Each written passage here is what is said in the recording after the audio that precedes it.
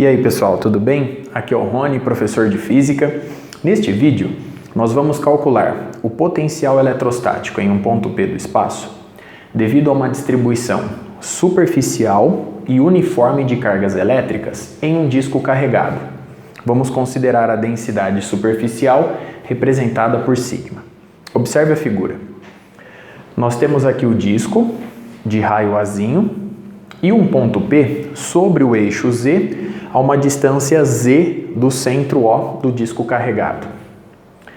Eu ilustrei também na figura um elemento infinitesimal de área dA e correspondente carga dQ. É o nosso retângulo polar. Observe a figura aqui em questão e eu dei um zoom para representá-la melhor aqui embaixo. Então nós temos aqui este comprimento sendo Rzinho e depois mais um drzinho, que eu aqui ilustro. Nós temos aqui um arco de circunferência centrado em O, de ângulo central dθ, então observe a correspondência na figura. E nós temos aqui o nosso elemento infinitesimal de área dA, ilustrado aqui embaixo. Eu vou assumir que este arco de circunferência tem medida x.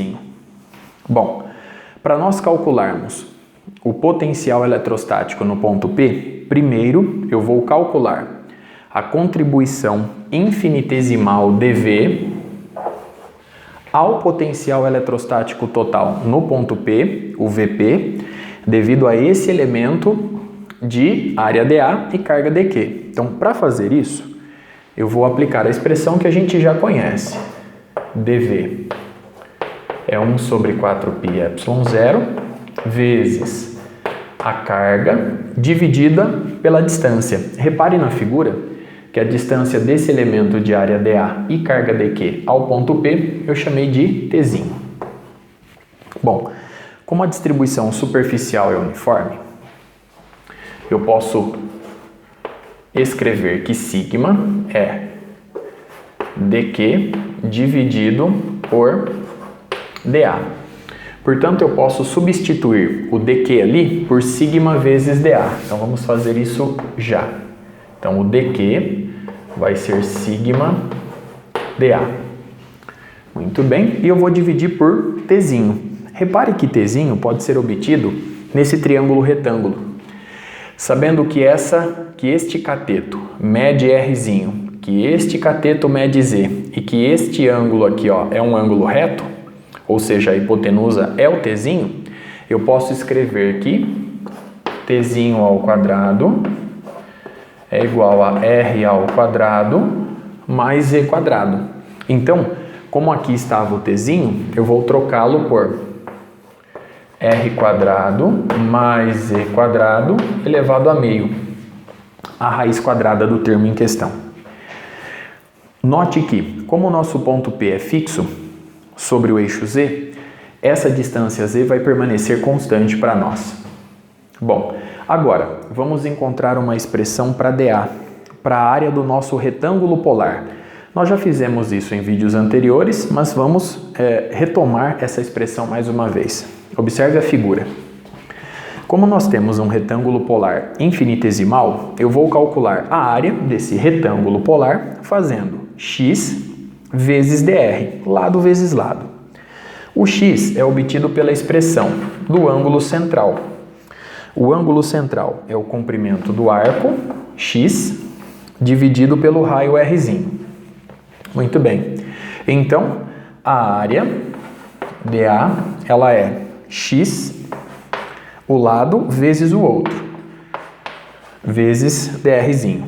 Trocando o x por r dθ, a gente obtém que dA é R, o x é R dθ, então R dθ dr, ou seja, R dr dθ. Eu só inverti a ordem da multiplicação.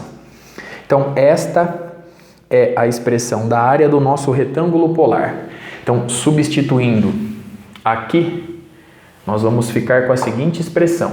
Já vamos colocar o sigma aqui no numerador, por ser uma constante. Aqui fica o dA, que é R dr dθ.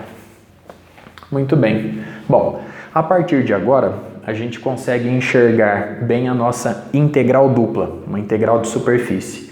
As variáveis de integração são Rzinho e θ. Então, para calcular o potencial eletrostático total no ponto P, eu vou fazer a integral de dV. Por ser uma superfície, nós temos uma integral dupla. Bom, o Vp vai ser dado, então, pela seguinte expressão. Colocando o que é constante já do lado de fora da integral. Sigma sobre 4πε0 vezes a integral na variável θ vai de 0 a 2π, pois eu tenho que dar uma volta completa no nosso disco. E a integral na variável rzinho, então r dr sobre, aqui eu vou deixar raiz quadrada de r quadrado mais e quadrado, vai de 0 até o azinho, que é o raio do nosso anel. A primeira integral é fácil de ser resolvida. A integral de dθ é θ, de 0 a 2π pelo teorema fundamental do cálculo, nos dá 2π. Eu já posso simplificar aquele termo. Então, cancelando π com π, 2 sobre 4 resulta meio, então vai ficar sigma sobre 2ε0. Então, sigma sobre 2ε0 vezes a nossa integral. Ela é facilmente resolvida utilizando a regra da substituição. Eu vou introduzir uma nova variável na nossa integral. Vamos chamar r² mais z ao quadrado de h, de forma que o diferencial dh é a derivada dessa expressão em relação ao rzinho drzinho. Como o z permanece constante, o ponto P é fixo, a derivada em relação a rzinho deste termo é 2rzinho, e aí drzinho. Muito bem. Bom, a nossa integral, resolvendo ela aqui, vamos chamar essa integral de ômega. Então, a nossa integral ômega ficou r dr, eu vou trocar por dh sobre 2. Então, ficou dh sobre 2. E a raiz quadrada vai ficar agora raiz quadrada de hzinho. Raiz quadrada de hzinho. Bom, vamos alterar o integrando. Como aqui o hzinho está elevado a meio, eu vou jogar ele para cima. Então vai ficar hzinho elevado a menos meio. Então agora eu tenho hzinho elevado a menos meio e embaixo o número 2. Agora os limites de integração. Bom, quando o rzinho vale 0, eu vou ficar com h igual a z quadrado. Então aqui eu tenho z ao quadrado. E quando o rzinho vale a, o h vai ficar a quadrado mais z quadrado. Então vamos colocar aqui, ó, a ao quadrado mais z elevado ao quadrado. Muito bem. Agora, essa integral ela é fácil de ser resolvida. O ômega vai ser o meio, por ser constante, eu retiro da integral. E a integral de h elevado a menos meio, pela regra do expoente, é h elevado a menos meio mais 1, que é h elevado a meio, positivo, dividido por meio. E isso tudo vai de z quadrado até a quadrado mais z quadrado. Então, observe o resultado ali obtido. Note que o dobro de meio vai dar 1, então eu posso suprimir esses termos. Então, aqui 1 vezes h elevado a meio é a raiz quadrada de h. Então, já vamos trocar aqui a raiz quadrada de h, de z quadrado até a quadrado mais z elevado ao quadrado. Então, pela regra da substituição, essa integral que eu chamei de ômega, nos deu este resultado. Bom, agora eu já posso substituir diretamente aqui. Como eu já sei o resultado dessa integral e já fiz a troca dos limites de integração, o ômega que estava ali vai ficar raiz quadrada, vamos abrir um colchetes, raiz quadrada de h, mas o h é a quadrado mais z quadrado, então a quadrado mais z quadrado, aplicando aqui o teorema fundamental do cálculo, menos a raiz quadrada de z quadrado. A raiz quadrada de z ao quadrado é o módulo de z. Então vamos substituir aqui, ó, o módulo de z. Com isso, a gente obtém uma expressão para o potencial eletrostático gerado no ponto P sobre o eixo Z devido àquela distribuição superficial de cargas elétricas. Muito bem. Perceba o seguinte, sigma é uma constante, 2ε0 é uma constante, o Azinho é o raio do nosso anel também constante e, portanto, o potencial eletrostático é uma função de Z, porque eu posso mudar o ponto P de posição. Eu posso fazer a variável Z mudar. Bom, então a partir da expressão do potencial eletrostático, mais uma vez, assim como fizemos no vídeo anterior, vamos recuperar a expressão do campo elétrico gerado por esse disco no ponto P. Sabendo que, vamos colocar aqui, depois dos cálculos realizados, que o potencial eletrostático no ponto P é uma função de Z. Muito bem.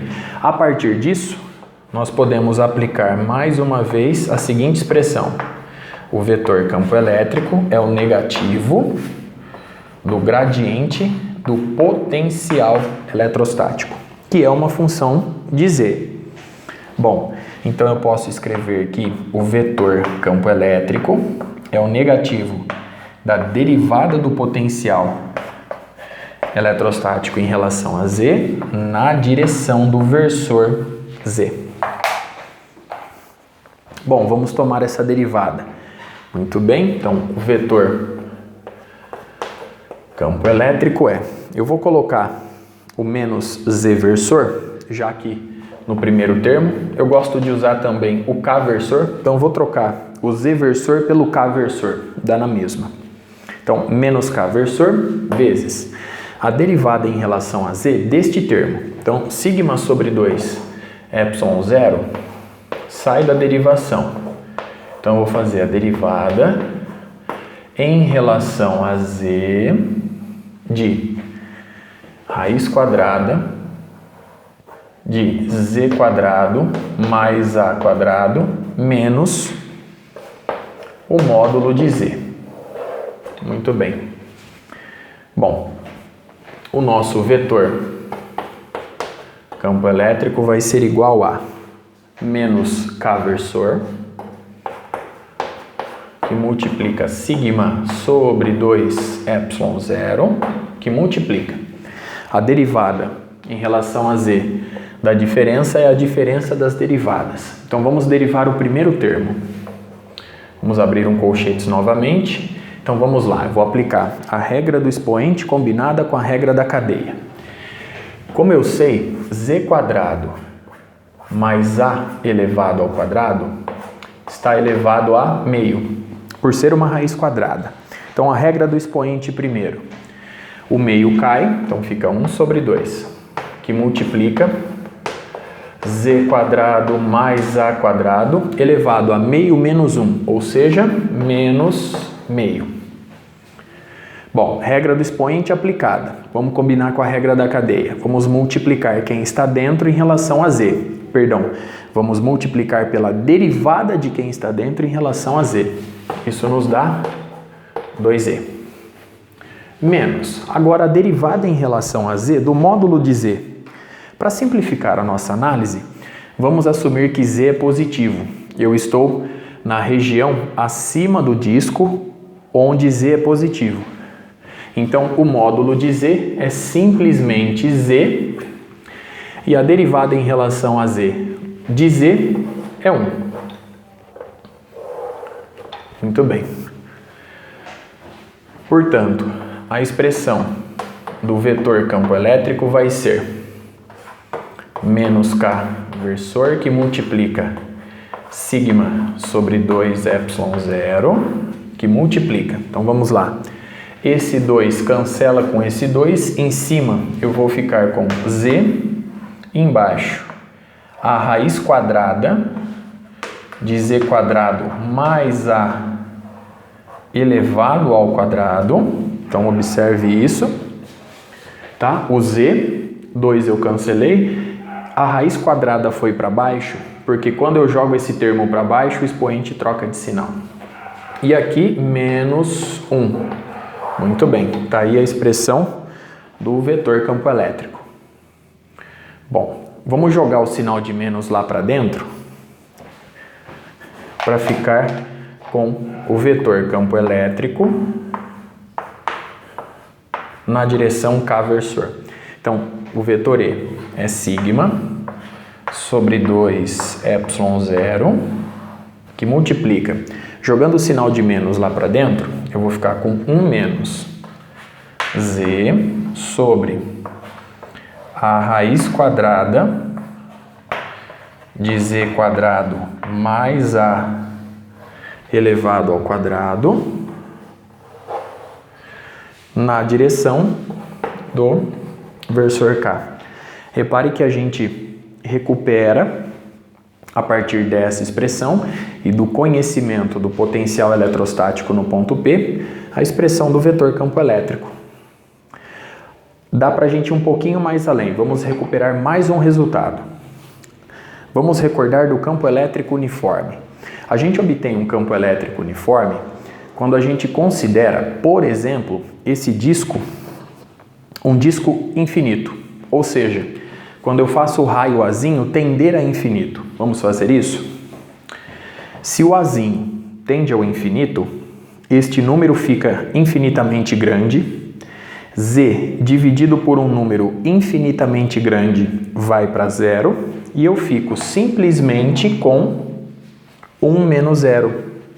Ou seja, eu recupero, para o caso de um plano infinito, a expressão do campo elétrico uniforme.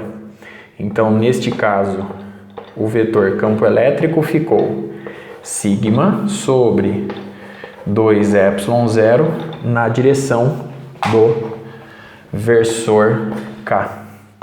Situação em que a gente obtém um campo elétrico uniforme. Se a distribuição superficial de cargas é uma distribuição de cargas positivas, o vetor campo elétrico estará na mesma direção e sentido do eixo Z, situação em que sigma é positivo. Caso as cargas sejam negativas, o campo elétrico lá no ponto P vai estar apontando na mesma direção, porém sentido oposto ao eixo Z. Então aí o sigma vai ser negativo e o vetor campo elétrico vai estar na mesma direção, porém sentido oposto ao eixo Z. Com isso, eu encerro este exemplo. Até a próxima.